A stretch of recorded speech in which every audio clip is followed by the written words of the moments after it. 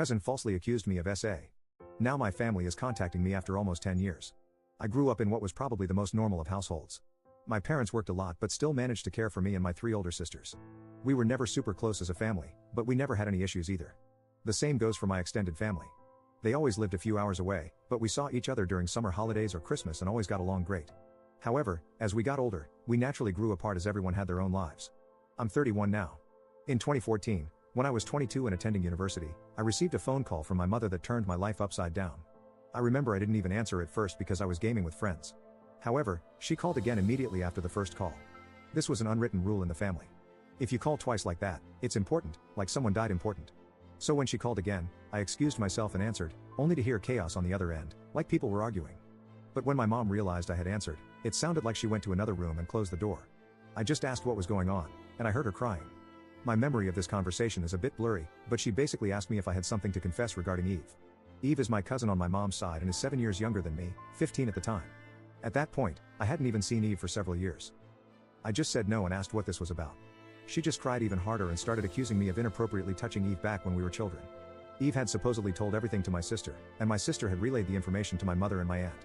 According to Eve, when she was 9, and I was 16, she had been playing in my room when I came in and started feeling her up. My mother screamed at me to say something, but I couldn't even speak. It was all so absurd. I remember thinking that it must be some bad joke. The last thing I remember saying was that it's not true and that Eve is lying. But then my mom goes on saying that Eve gave such a detailed description of where and how. Then she kept asking something like, "Did you do this? Did you do this?" And I just screamed back at her and denied it each time. It all ended with my mom putting me on speaker, and both my mom and dad said that they don't want anything to do with me and never to contact them again. 2 of my sisters texted me later that day, pretty much saying that I'm disgusting and then blocked me. I know it's weird, but after that call, I went to have a long shower. To this day, I still don't know why I did that. After calming down, I started calling and texting everyone, even Eve. No one answered, and the ones who hadn't blocked my number by then quickly did so. The only thing I heard back was from my father, who texted me to stop contacting them and that they need to heal. That was 9 years ago, and I haven't spoken to anyone in my family since that day. To say this messed me up is an understatement. I was living in a haze for weeks after that and hardly ate at all. It didn't help that this was right before I was supposed to defend my bachelor's thesis and was already stressed out. Luckily, my co-writer sensed something was up and saved me by controlling the conversation so that I got the easy parts. Without him, I'm sure I would have failed. Needless to say, no one came to my graduation. Then started the worst period of my life. I spent the first year expecting the cops to knock on my door and arrest me for what I had been accused of doing. I didn't land any jobs, I just lived off my saved money. I drank a lot and did oxy. I also grew resentful and violent. The only reason I didn't hurt anyone is that no one was around.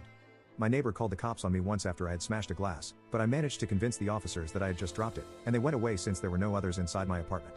Instead of sleeping, I spent my nights planning how I could get revenge on Eve and make sure no one ever found out. I even thought about how I could actually do the things she had accused me of, but much worse. I know, I'm not proud of that.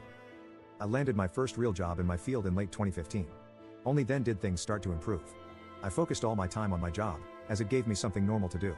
Recovery was a slow process, but I drank less and smiled more. I lived cheaply and earned good money, so I made a point of buying myself a nice gift for my birthdays, a VR headset, a motorcycle, Lego, etc. And last year, I moved from my crappy apartment and bought a small house. It was an old dream of mine to have my own garage and a garden to care for. This has boosted me even more. So my life is okay now. I still have problems. I've been on antidepressants for the last few years, and while they help, it's not in a happy way. They simply remove the dark thoughts and replace them with dead ones. My trust in other people is close to non-existent. I've tried dating but have only been on 2 dates with 2 different women. It's really hard to speak like a normal person when it comes down to it. And what would I tell a potential partner when she asks about my family? Oh, you know, they accused me of a heinous crime, and we're not talking anymore. But I didn't do it, I swear. My field is very male-dominated, so the only woman I really speak to is my therapist, whom I like a lot. A few days ago, I received a text from my mother. It felt unreal, and I was scared to open it at first, so I just stared at the notification for hours before opening it. Yesterday, another text followed. Translated, they basically say, "Hi, my name. It's been so long since we talked. We miss you and want to know how you're doing." Here, she writes a long text about my sisters and how my nieces and nephews are getting big.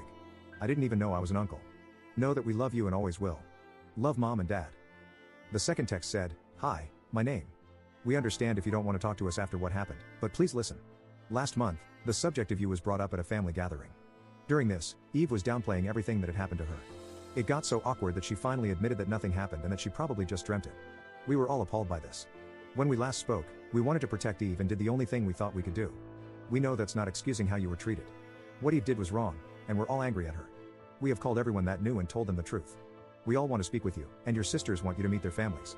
Please write back if you can find it in you to forgive us. Love, Mom and Dad.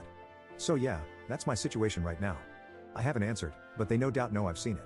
Truth be told, I'm seething. So many old, horrible memories are now stirring again.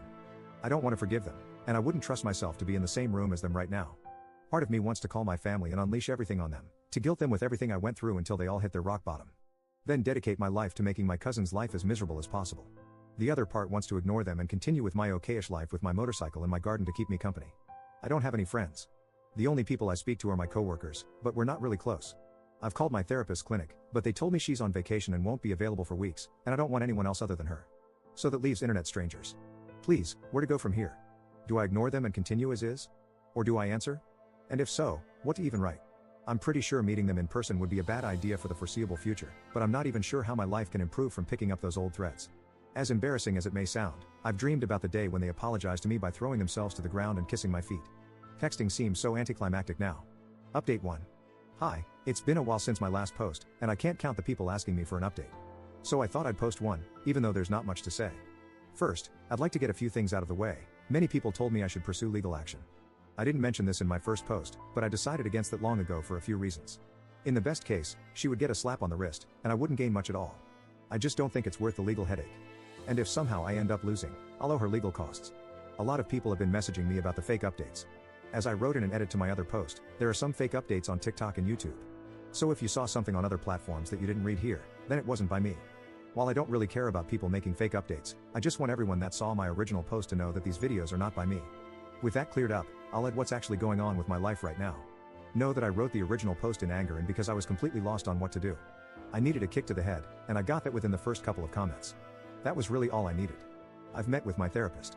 I was first scheduled for September, but she managed to move it, and we've had 2 talks so far. She also read the original post and many of your comments. While she would have preferred me to confide in a colleague of hers, in the end, she was glad you guys told me to calm down a bit and wait. She knows firsthand how I can get when angry. I won't go through everything we talked about, but it comes down to the fact that I may respond to my parents at some point, but if I do, it won't be anytime soon. I've started writing everything down that I want to say to my family, and then my therapist, and I will go through those things continuously. For those who asked, they haven't tried to contact me further. I will not be updating this issue anymore, nor will I be commenting unless it's something very important. I don't want to be rude, and I appreciate all the support, but it really is draining sometimes. I'd like to end by saying thanks again to all the people who've been wishing me well and checking up on me. And for the people writing to check that I'm still alive, don't worry. You don't have to do that. I'm off work for a while and not at the computer much. I'm busy painting my garage.